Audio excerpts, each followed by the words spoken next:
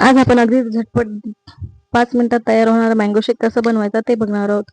सध्या आंब्याचा सीझन आहे, त्यात आज जर तुम्ही मँगो शेक नाही बनवला तर नक्कीच मिस कराल. तर पूर्ण रेसिपी बघा. तर नमस्कार, मी मीनाक्षी किचन किचनमध्ये तुम्हा सर्वांचं खूप मनापासून स्वागत. आज आपण मँगो शेकची रेसिपी बघतोय. तर तुम्ही बघू शकता अगदी अशी घट्ट अशी दाटसर मँगो शेकची रेसिपी झाली. त्यात वरून मी मँगोचा थोडासा पल्प टाकलाय. तुम्ही बघू शकता गार्निशिंगसाठी, आणि थोडीशी काजू बदाम. अगदी चवीला अप्रतिम अशी लागते ही रेसिपी. तर तुम्ही एकदा नक्की बनवून बघा, तुम्हाला नक्की आवडेल. काजू बदाम ऑप्शनल आहे, नाही टाकले तरी चालणार आहे, पण त्याने एक छोटी छान अशी गार्निशिंग येते आणि लहान मुलांना तर नक्कीच आवडते. तर त्यासाठी मी तशी बनवली आहे. तर तुम्ही तुमच्या आवडीनुसार टाकू शकता. तुम्ही बघू शकता अगदी घट्ट अशी ही मँगो शेकची रेसिपी झाली. कलर सुद्धा तुम्ही बघू शकता, अगदी असा पिवळसर कलर आलाय. अगदी मार्केटमध्ये मिळतो तसं मँगो शेक असं झालेलं आहे. तर त्यासाठी मी इथे एक मध्यम आकाराचा मँगो घेतलेला आहे, आंबा घेतलेला आहे. तर त्याला व्यवस्थित कट करून घ्यायचे, स्वच्छ धुवून घेतलाय आणि एक वाटी दूध घेतले आणि काजू बदामचे थोडेसे काप घेतले. तर ते मी आता इथं असा आंबा कट करून घेते.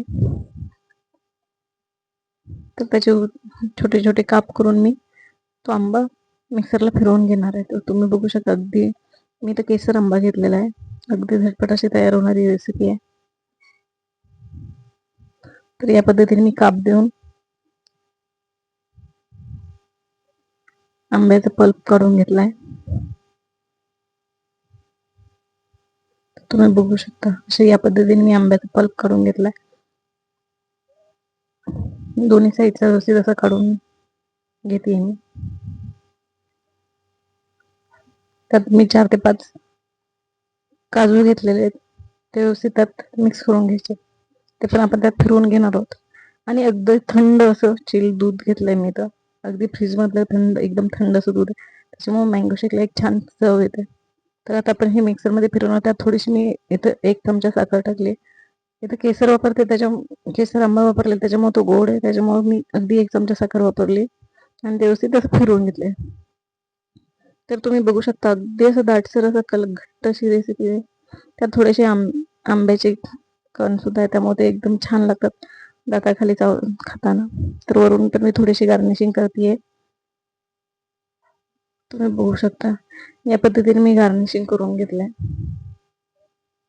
आणि त्यात थोडेसे काजू बदामाचे काप टाकून घेते. अगदी झटपट अशी होणारी मँगो शेकची रेसिपी. तुम्हाला जर ही रेसिपी आवडली असेल तर लाईक आणि शेअर नक्कीच करा. तसेच मीनूच किचनला सबस्क्राईब करा. धन्यवाद. पुन्हा भेटूया अशाच एका नवीन रेसिपी सोबत. तोपर्यंत धन्यवाद.